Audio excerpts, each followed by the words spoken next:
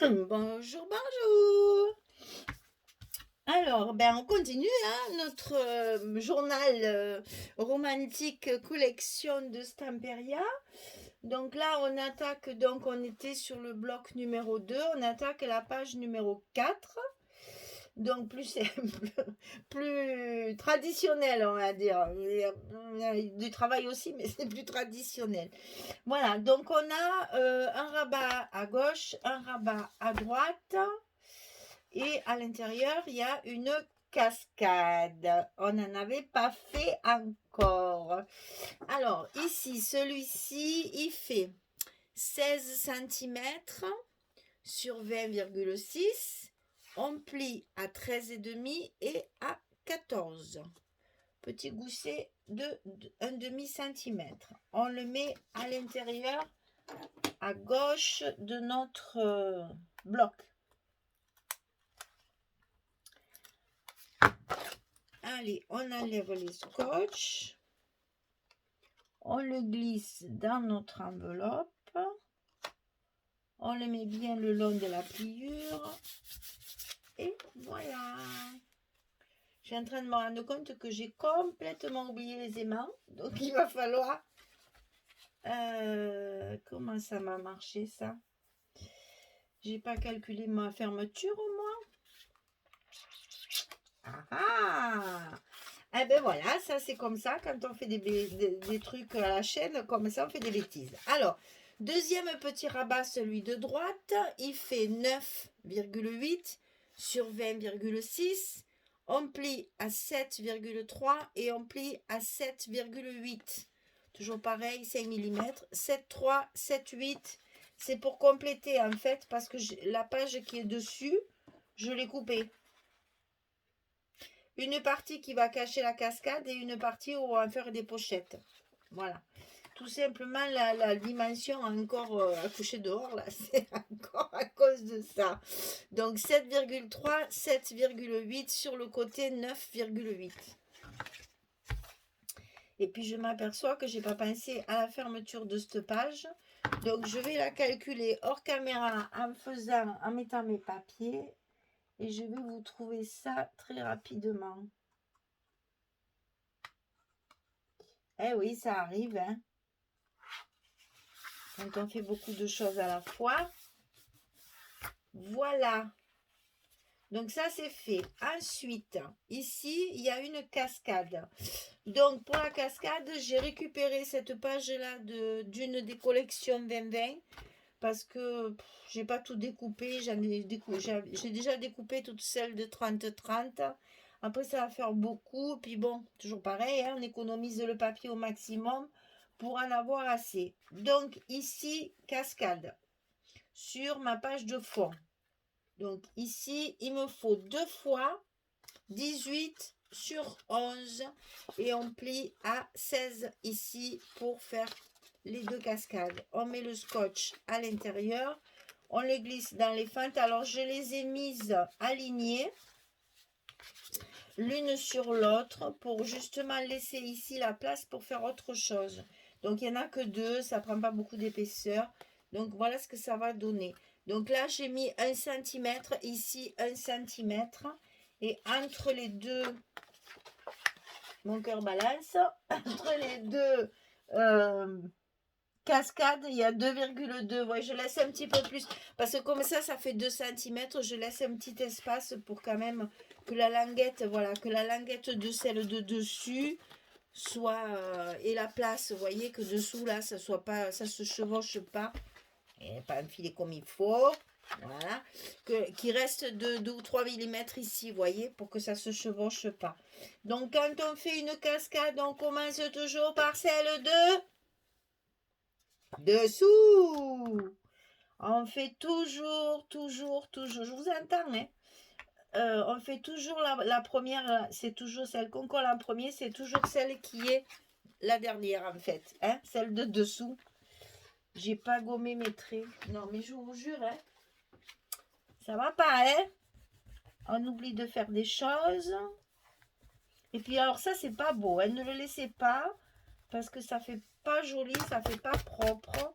Pensez à bien gommer vos traits Bon, c'est vrai que moi, je marque tout, hein. Il y en a qui arrivent à le faire sans marquer. Là, j'ai vu Françoise, sa dernière vidéo, qui nous explique comment on fait une cascade. Non, mais attendez, moi, je fais ça, je casse tout. Alors, en fait, elle met ça te fait, vous l'avez peut-être vu, hein, mais elle met sa carte en place et avec son cutter, elle vient directement couper comme moi. Mon Dieu, moi, si je fais ça. Je vous raconte même pas. Moi, je vais couper ça, je vais être de travers. Oh mon Dieu. Alors, je l'envie de le faire comme ça à main levée parce que moi, ça, c'est impossible.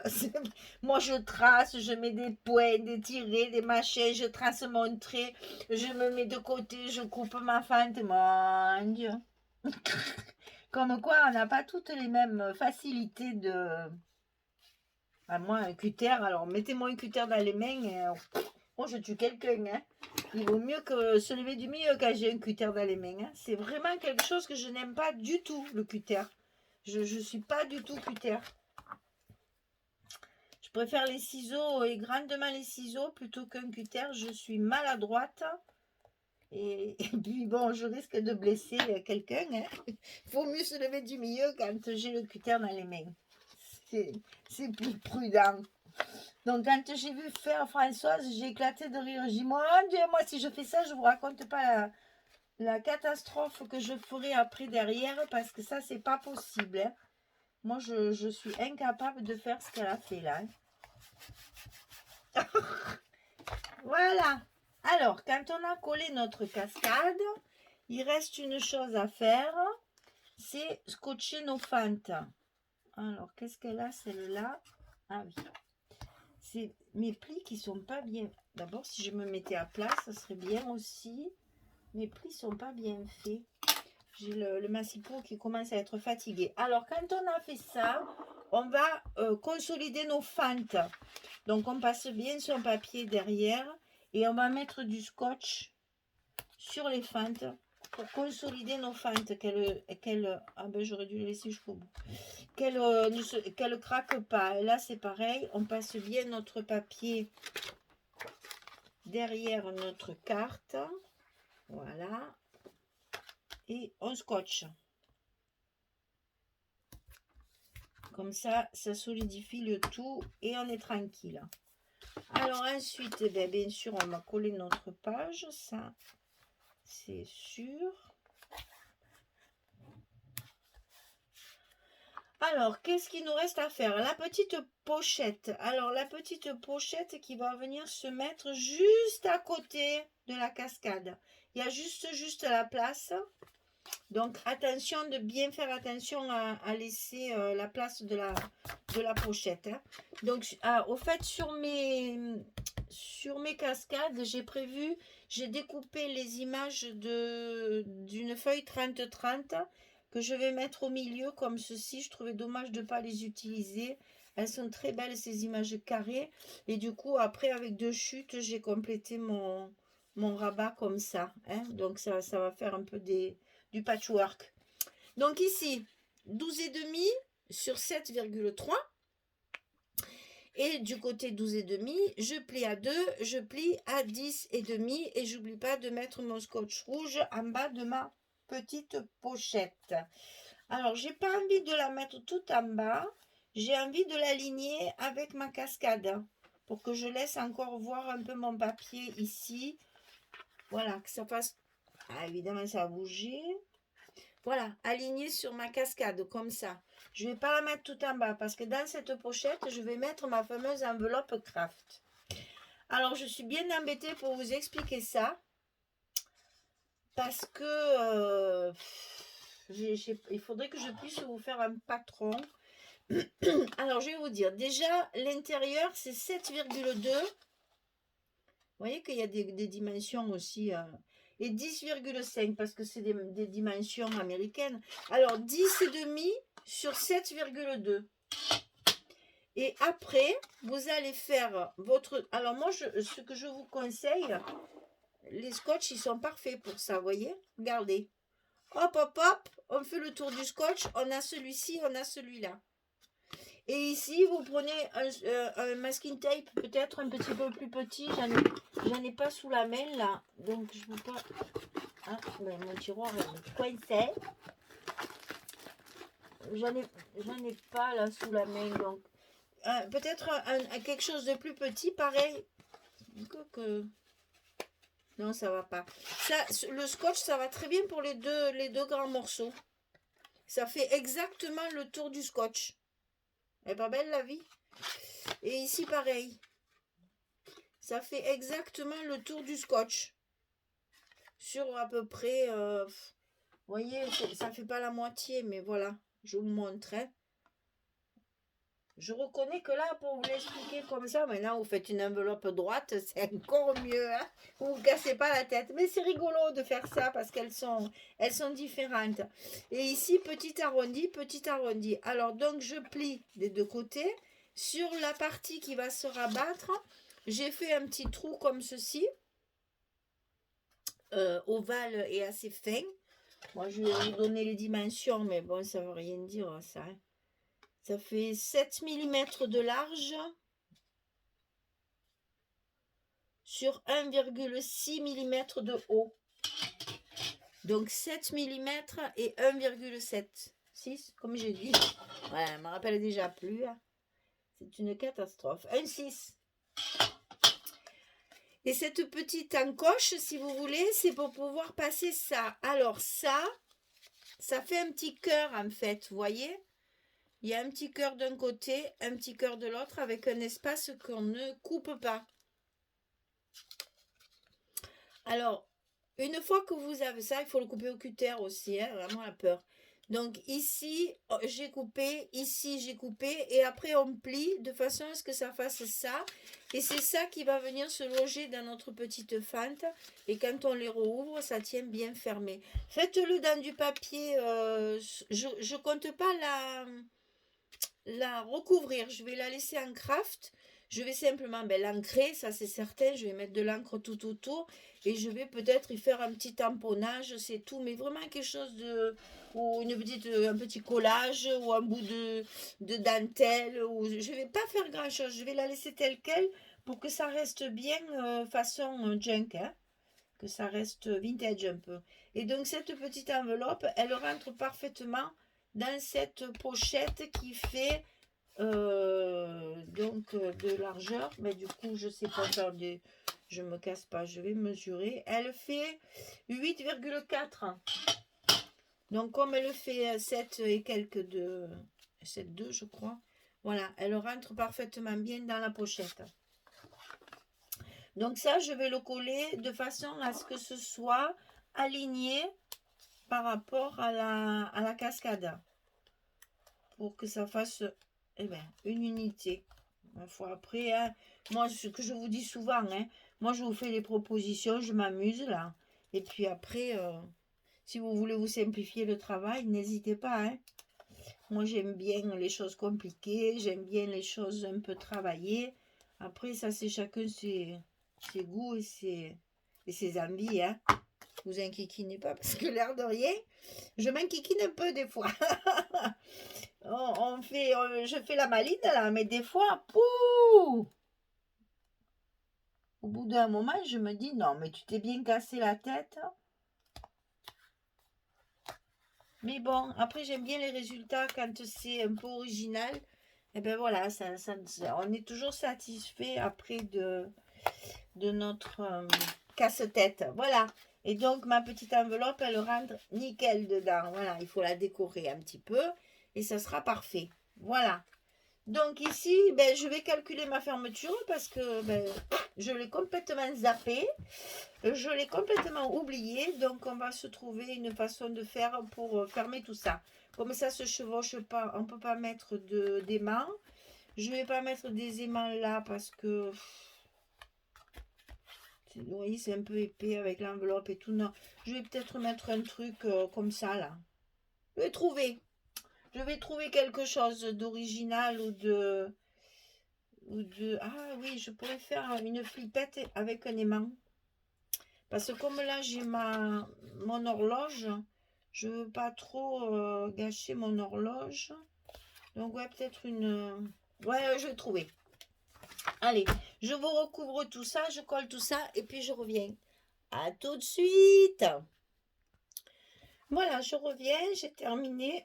Donc alors pour la fermeture, j'ai utilisé une étiquette comme ça là que j'avais de chez Grimini et donc je l'ai attachée avec un brad et comme ça, hop, on tourne pour ouvrir et on ferme. Il y a des aimants derrière. Voilà. Donc j'ai voulu le faire en flippette, vous n'êtes pas obligé parce que vous voyez, rien que comme ça fonctionne très bien, mais bon, j'ai voulu faire un petit effet. D'ailleurs, il faut que je regarde si j'ai pas une chute parce que derrière, je ne l'ai pas recouvert. Donc il faut que je recouvre mon étiquette de derrière. Et puis là, vous voyez, je vais mettre quelque chose aussi, un tampon, ou peut-être un tampon de la poste, là, puisqu'on a vu que dans certains papiers, il y a des tampons de la poste. Là, on va peut-être mettre ça. En fait, ça, c'est de la déco. Ça se fera par la suite.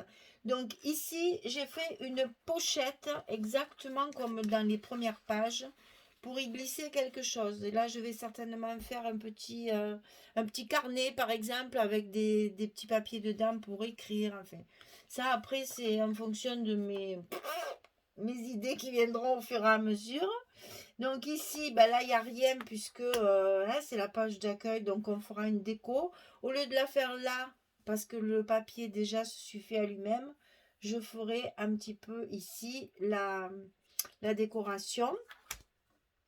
Donc là, ben, c'est pareil, peut-être un petit quelque chose là de ce style-là. Là, ça serait rigolo de mettre un trombone comme ça, vous voyez, comme ça habille bien, ça fait chouette. Voilà, il faut trouver un petit truc comme ça ici. Donc là, ma cascade que j'ai recouvert en craft, puisque là, j'ai du craft.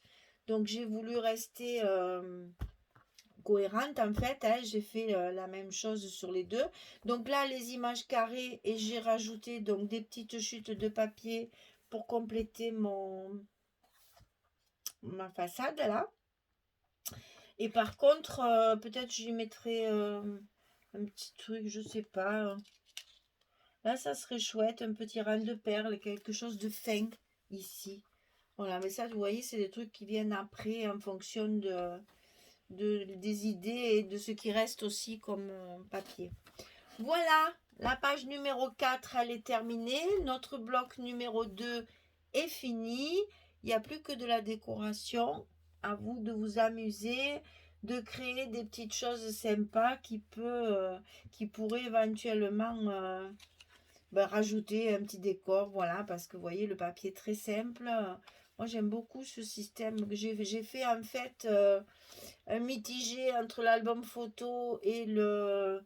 Parce que là, on peut très bien mettre une carte avec deux photos. Ouais, il y a la place, c'est largement. Hein, je fais toujours voir mes gabarits. Là, voilà. Alors, il y a tout à fait la place de mettre une carte avec deux photos.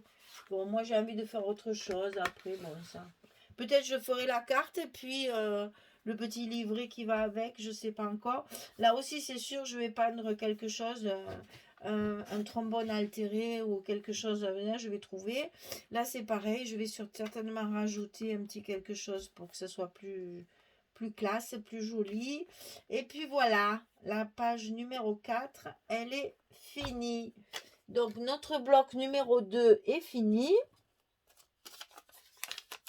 Que je remette mes marques pour... Alors, vous voyez, c'est pas là qu'il faut que je le mette, c'est là.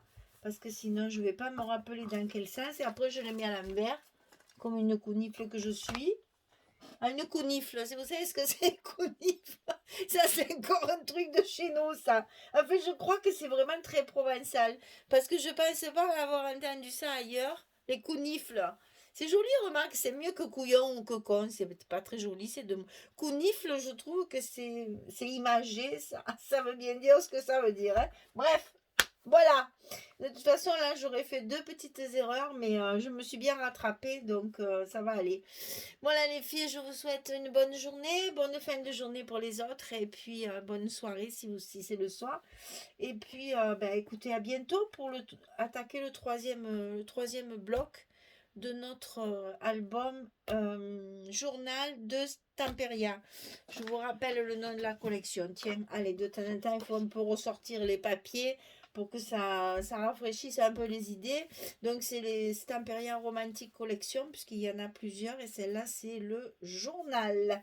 Voilà mesdames, allez, je vous dis à très bientôt pour la suite. Au revoir tout le monde.